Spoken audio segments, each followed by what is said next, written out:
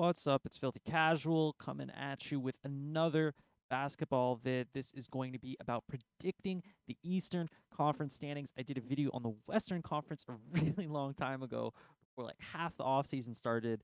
I don't know why I did that. Uh, I did say in the video it was way too early and I'd probably have to remake it, but we're going to do the Eastern Conference first anyways. So I'm going to get right into it.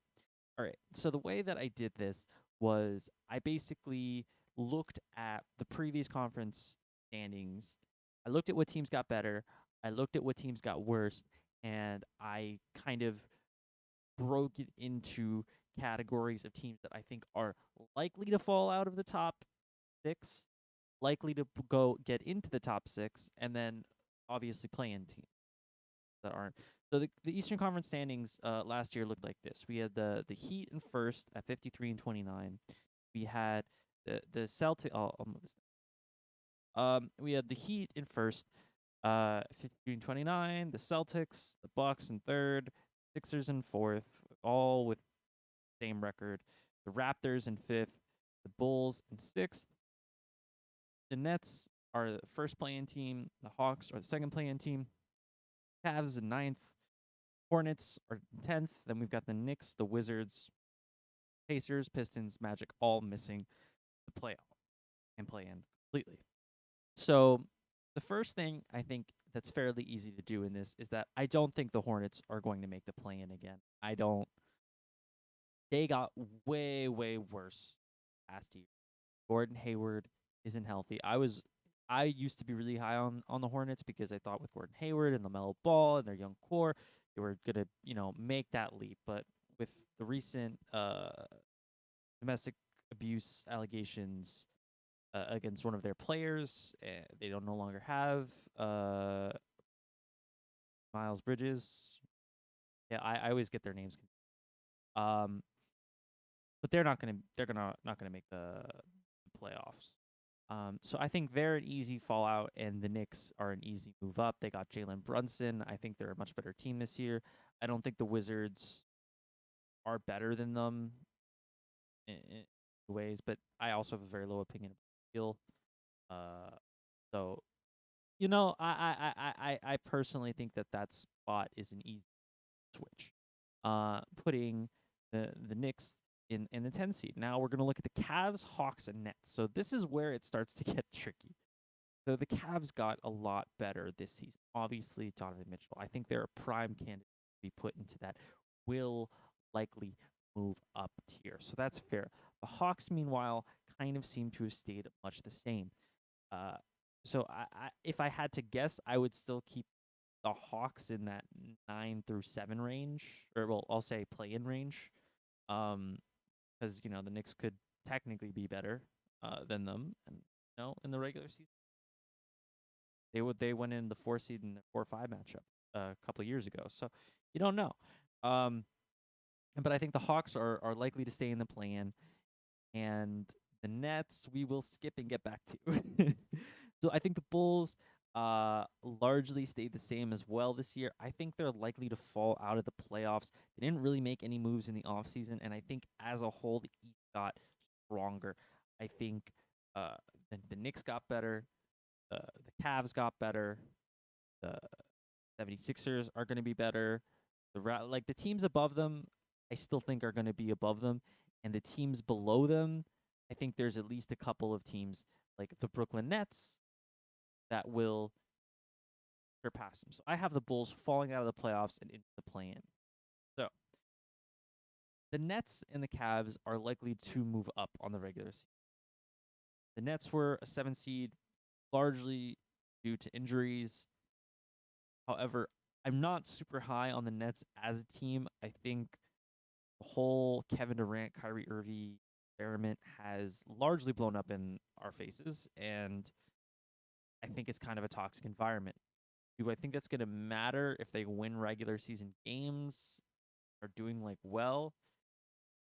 I think it's going to affect the rate, especially if somebody goes down with an injury and they slide a couple of games.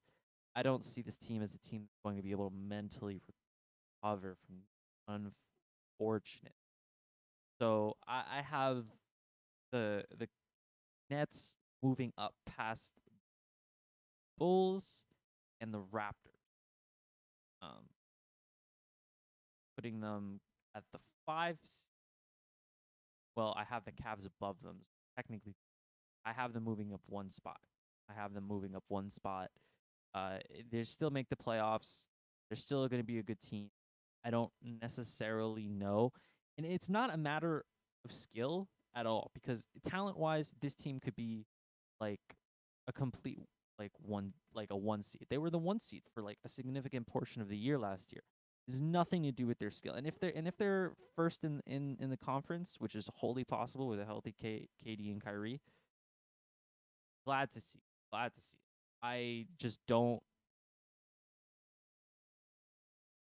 I just. I think the East as a whole is going to be a bloodbath, and the Nets are a tricky one to rank. Like it's kind of like the Heat. We'll skip ahead a couple of steps and go to the Heat. They're also a similar kind of breakdown where the Heat are a really good team. They've got Jimmy Butler, Bam Adebayo. They've got all these great players. But I also just like feel like they are not really built for the playoffs as they are right now.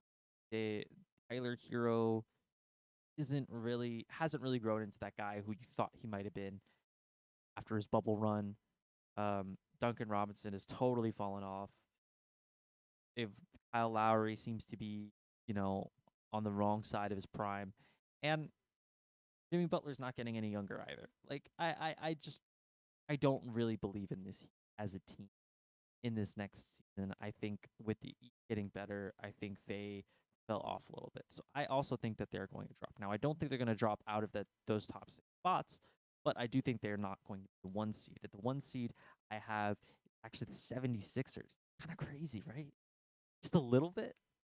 I feel like it's the 76ers year to be a 1 seed.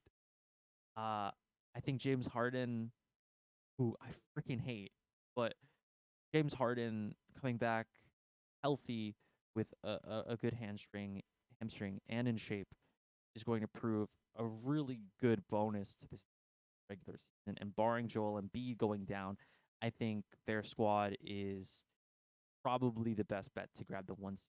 They have something to prove. Out of every team in the East, they have something to prove. And being that 1 seed will do that for them. Getting that regular season MVP for Joel Embiid will do that for him. So they are going to be gunning it as hard as possible in the regular season. And they have the talent and the roster to do it. So I have the 76ers. The 2 seed is the Celtics. I think they'll win more than 51 games, you know, to be completely fair. But I think the 76ers will as well. I think that's more of like a coin toss. The Celtics obviously got better this year with Malcolm Brogdon, and they really didn't lose any depth or any rotational players. So I think the team as a whole is going to be stronger, especially in the playoffs. But for the regular season, I think Jason Tatum has this history of coming into the season very weak in the first half of the season, and where his shooting splits are all weird, and it's a whole big deal. But I have them still as the second seed in the conference, so that's really I don't find a slight to them. I still have the Bucks at third. I wouldn't be surprised if the Bucks gunned it in the regular season, just because last year they kind of, because of the injuries, they were all over the place. But also the Bucks have kind of shown a willingness to be like, yeah, we'll be a top 3 seed and we'll crush you in the playoff because we have Giannis. As long as we have Giannis, we have a puncher's chance to do and beat anyone, do anything and beat anyone. So those are my top 3. So now is the tricky part. Do I have the Cavs as a 4 seed, or do I have the Heat as the 4 seed? I have the Cavs. I have the Cavs as I think have gotten a lot worse relative. I shouldn't say they gotten a lot worse. I think the Cavs are just better. I believe Evan Mobley will make that jump. I think Evan Mobley is a fantastic defensive presence. I think Jarrett Allen will continue his all-star level play. I don't know if he will get another all-star appearance just because, I mean, they're going to have Donovan Mitchell and Darius Garland, and unless they're like top 2-ish seed. I don't think they're going to get 3 All-Stars. So it's probably going to be Darius Garland and Mitchell and Donovan Mitchell, but did I say Robinson before? Donovan Mitchell. But Jared Allen is still going to be that defensive anchor. That's what that team's going to need, and he's going to be incredibly valuable. I have them as a 4 seed. I think the Cavaliers is the one team that I don't think I could see being higher. Some of these teams that I put lower, I could see being higher. I don't think I see the Cavs being higher than a 4 seed. Maybe a 3, maybe, but that I feel like I'm stretching. I don't feel like they're the third best team. I think they're the fourth. I think they're a year away just because their bench is kind of full of injured and older players. Rondo, Ricky Rubio, like Danilo Gallinari, like none of these players are healthy. So it's like I think they need either unless they make midseason acquisition, like that's just where they're gonna end up just because they don't have a solid bench unit. So I have the Cavs at 4, I have the Heat at 5, I have the Nets at 6, I have the Raptors at 7, I have the Bulls at 8, I have the Hawks at 9, and I have the Knicks at 10. The thing about the Knicks, because I'm putting them as a 10 seed. The Knicks I could see being better than quite a few of these other teams. In like a weird, fucked up fan justification mindset, not in like the reality of the world. But like deep in my heart of hearts, I'm like, yeah, we could get a 6 seed. Be better than some of these teams. And I don't know how much of it is delusion. I just put them at the 10 seed because I have no ability to not be biased. So that's what I have. Let me know if you disagree with the way things changed up. I'll